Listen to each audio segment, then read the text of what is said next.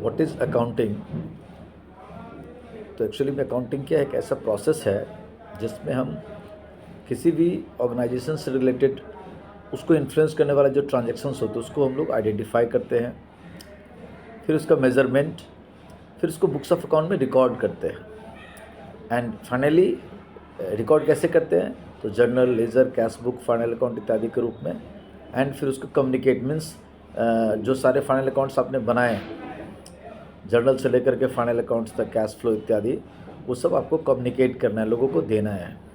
जैसे कंपनी है तो बोर्ड ऑफ डायरेक्टर्स को उसकी कॉपी चाहिए, जो शेयर होल्डर्स है उनको चाहिए, गवर्नमेंट टैक्सेशन से रिलेटेड मैटर के लिए रिक्वायर कर सकती है इत्यादि।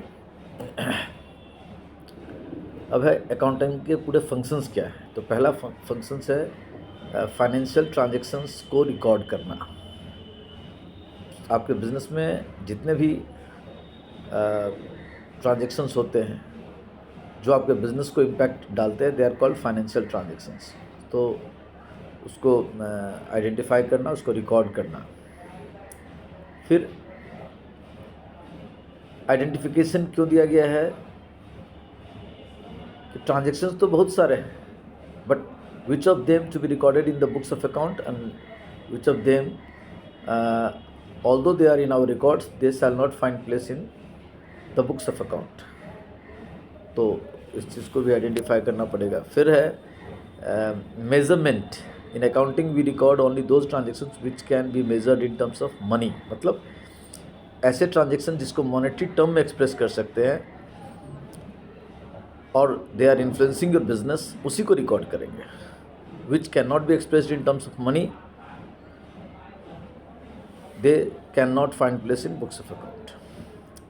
रिकॉर्डिंग मीन्स कि जो ट्रांजेक्शन्स होते हैं उसको journal, ledger, cash book, day book,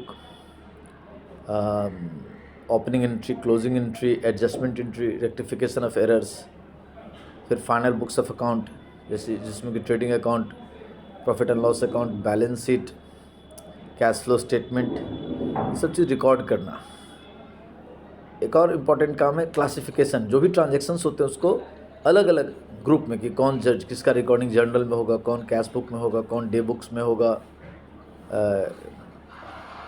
ये सब चीज़। अगर trading profit and loss account balance sheet बना दे तो कौन से आइटम्स हैं जो ट्रेडिंग में होंगे, कौन प्रॉफिट एंड लॉस में होंगे और कौन बैलेंस शीट में होंगे, इन सब चीज़ों का पूरा कंसेप्ट क्लियर होना चाहिए। समराइजिंग मतलब होता है चीज़ों को जो डिटेल में दिया हुआ है उसको शॉर्ट में करना। जैसे कि मान लीजिए डायरेक्ट एक्सपेंसेस में बहुत सारे आइटम आते हैं, तो अगर हम डायरेक्ट एक्सपेंसेस के नाम से एक मेन हेड खोल दें तो सारे जो डायरेक्ट एक्सपेंसेस है वो तो पहले इंडिविजुअली हमने शुरू में अलग अलग दिखाया, but in the end of the year फिर उसको समराइज़ करके एक हेड डायरेक्ट एक्सपेंसेस के नाम से दिखा सकते हैं। उसी तरह से क्रेडिटर्स, साल भर में हम 500, 1000, 10,000 हमारे क्रेडिटर्स हैं जिनसे हमने गुड्स परचेज़ किया था, तो उसका इंडिविजुअल रिकॉर्ड तो हम लोगों ने रखा है, but final books of account में उसको फिर सन्ड्री क्रेडिटर्स या ट्रेड क्रेडिटर्स या ट्रेड पेबल्स के हेड में उसको शॉर्टकट में समराइज करके ले आते हैं।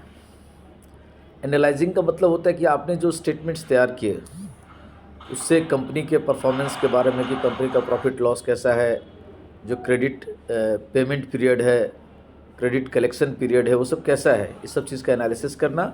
ओवरऑल कंपनी सही दिशा में जा रही है कि नहीं जा रही है, ये आपके वो जो बुक्स ऑफ अकाउंट आपने रिकॉर्ड किया वो उससे पता चलता है।